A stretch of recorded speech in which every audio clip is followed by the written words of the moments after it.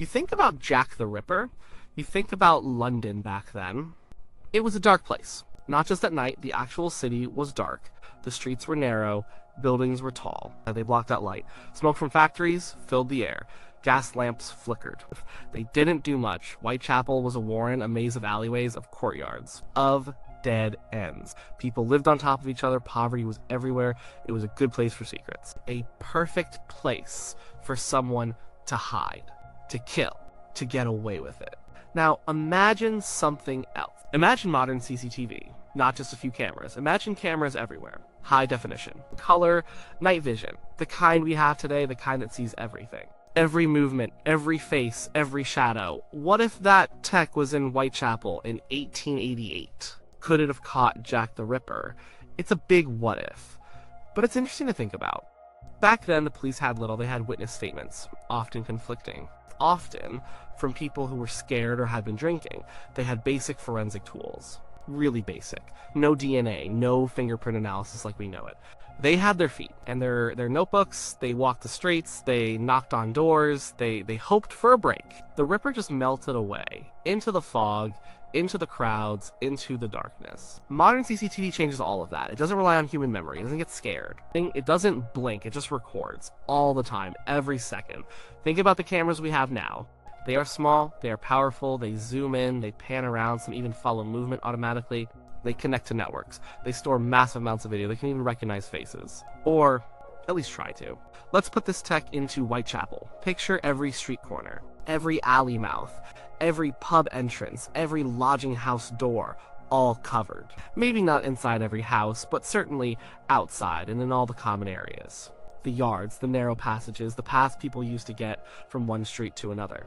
It would be a web of eyes, a digital netcast over the entire area. The first thing that changes is the darkness. For Victorian London was dim.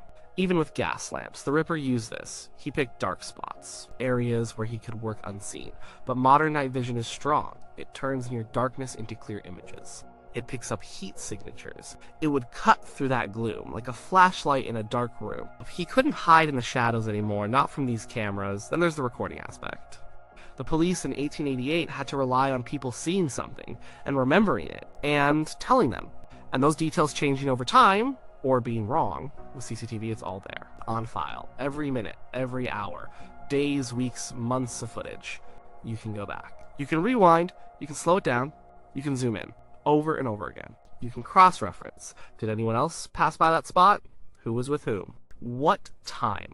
All these questions have video answers. Imagine one of the murders, like Marianne Nichols. Polly, she was found in Bucks Row, a fairly quiet street. If there were cameras there, they would have seen her. They would have seen who she was with, they would have seen her attacker, and most importantly, they would have seen him leave. His direction, his gait, maybe even his face, or at least his build, his clothing, and his hat. These details are precious. They are concrete, not just a quick glance by a passerby. Or take Annie Chapman, found in a backyard on Hanbury Street. This is trickier. A backyard is less public, but even backyards have entrances. If cameras were placed strategically at the gates, or looking over walls, they might still catch the moments of entry and exit. The Ripper would have had to get into that yard, and out of it, and someone or something would likely have seen him. The critical element is tracking. Modern CCTV systems don't just record in isolation. They are often linked. A person seen on one camera can be tracked to the next, and the next. Picture the Ripper leaving a crime scene. He walks down a street, turns a corner, enters an alley. Every step is captured, every turn logged. He can't just vanish. The network of cameras would follow him, like a digital trail. He might duck into a crowd, but even then, cameras are everywhere. They would pick him up again. As he emerges, or as he moves through the crowd, his path would be mapped out. Not just from the crime scene, but to the crime scene. And from there to wherever he went next. Facial recognition software is a big part of this. It's not perfect, especially not in 1888 London. People wore hats. They often had their faces obscured by shadows or scarves. But it would still try. It would scan faces, compare them to databases, if the Ripper had any sort of record. Or if he was ever photographed, even by chance, it could flag him, even if it just narrows down the possibilities. This is the same face seen at 3 different crime scenes. That's a powerful lead. Even if the face isn't clear enough for a full ID, the pattern of seeing the same person at different locations is crucial. Think about the double event. Elizabeth Stride and Catherine Eddowes. These happened on the same night. within an hour or so of each other, in different locations, Stride and Burner Street, at Eddowes in Mitre Square. This is where CCTV would shine. For Stride, cameras at the entrance to Duffield's yard. They would see her enter, and who she entered with, and the quick escape. Then, the Ripper's movement across the city, through those narrow streets, to Mitre Square. Every part of that journey would be under surveillance. His route, his speed, his appearance. At Mitre Square, the murder of Catherine Eddowes. This was in an open square, right in the heart of the city's market district. If cameras were covering that square, the chances of catching the act itself, or at least the immediate aftermath, are incredibly high. The Ripper cut her up right there. He took a piece of her apron. He left a message on a wall at Goulston Street. All these moments, all these actions, they would be recorded. Imagine the police. They get a call. Another murder. They rush to the scene. But instead of just looking for clues on the ground, they immediately access the video feed. They rewind, they watch, they see everything. They see the Ripper approach Eddowes. They see the murder, they see him take the apron piece, they see him leave. Then they track him, camera by camera, through the streets, as he goes to Goulston Street, as he writes on the wall. They could be alerted in real time, or at least within minutes. They would know his exact escape route, the direction he went. This is a game changer. He couldn't just vanish into the night anymore. The amount of data, though, would be huge. We're talking about hundreds, maybe thousands of cameras, all recording 24/7. Who watches all that? That's where artificial intelligence comes in. AI isn't just a buzzword. It's the engine that makes modern surveillance effective on a large scale. The AI wouldn't just record. It would analyze. It would look for specific things. It could be programmed to detect suspicious behavior. Someone loitering, someone following another person, someone running away from a specific area at a specific time.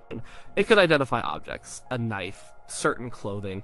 It could flag faces. Even if the Ripper wore a hat, the AI might still pick up on gait, how a person walks, their posture, their general build. These are unique identifiers. And it would compare these across different crime scenes.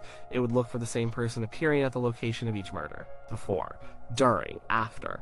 If the AI flags someone seen near Polly Nichols, and then the same person or someone matching the description near Annie Chapman, and then Stride, and Eddowes, and Mary Jane Kelly, that's a massive alarm. It would narrow down the suspect pool immensely, from the entire population of Whitechapel to maybe a dozen individuals. Or even just one, but it's not just about catching him in the act, it's about building a case. The video evidence would be incredibly strong. If you have footage of the same person entering and leaving multiple crime scenes, if you have footage of him with the victims, if you have footage of him carrying a bag that matches description, this isn't just circumstantial. This is direct visual proof. It changes the entire investigation from a hunt for vague clues to a precise identification. Still, there would be challenges. No system is perfect. The Ripper was clever. He might try to disguise himself. A different hat, a different coat. But again, AI can look beyond superficial changes. It can focus on things like body language, the way someone holds themselves, the specific way they walk. These are harder to change, and it would be hard to wear a full mask in Victorian London without drawing attention. People didn't do that. Crowds are another issue. Whitechapel was often crowded, especially in the market areas.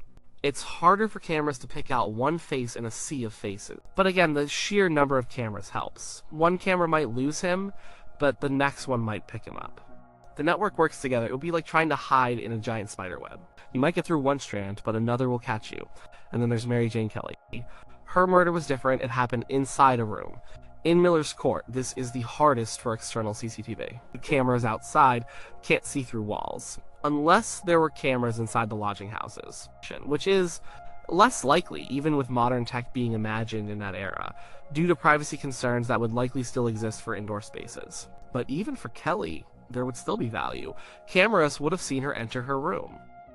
They would have seen her final companion. They would have seen anyone else who entered or left that specific court or building around the time of the murder. Also, they would have seen the Ripper approach the building and leave it. Even if they didn't see the act itself, they would have a clear picture of who was there. That alone would be a huge lead. The sheer scale of deploying this in 1888 is also something to think about. It would be a massive infrastructure project, wiring, power, storage. But we are imagining the tech present, not necessarily the societal acceptance or logistical ease of deployment back then. We're just asking if the tech, if present, could do the job. And the answer seems to be a resounding yes. the police would have an unprecedented advantage.